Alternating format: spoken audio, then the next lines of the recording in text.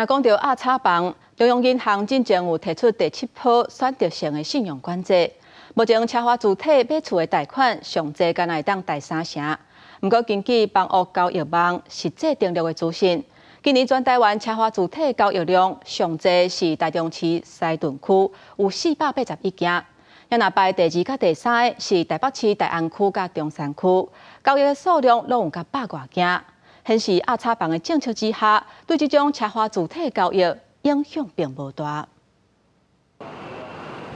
我中校复兴站的这栋大楼边仔还阁有百货公司，位伫台北市的黄金地段，平均总价大约4亿。镜头转去北市中山区，也有不少大楼建案，当准备兴建。大楼交易亲像无受央行打差房政策影响，不过一般民众有感觉触价偏悬。一样贵吧，不超过20年，基本上至少都上百起吧。只有往上调吧，越来越贵而已吧，越来越买不起了。根据房屋交易的实价登录资讯，今年全台大楼交易日区第一名是台中市西屯，交易件数481件，年减3.2%；不过台北市大安区年增8.3%，中山区则是年增32.7%，新竹台北年减12.7%。房市专家表示，不是央行打差房的力度无够，是甲落地深的换厝的人有关系。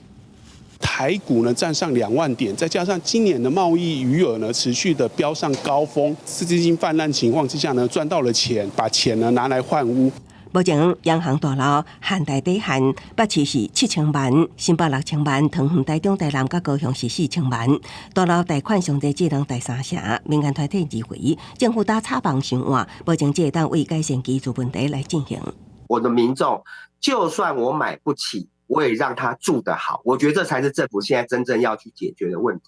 那一方面当然是说我们盖社会住宅。何世昌认为，央行实施第7波信用管制了后，今年第4季厝价犹原处伫盘整阶段，预计生活供给量势会持续，伫明年第1季也是第2季，厝价有希望降5%。记者综合报道。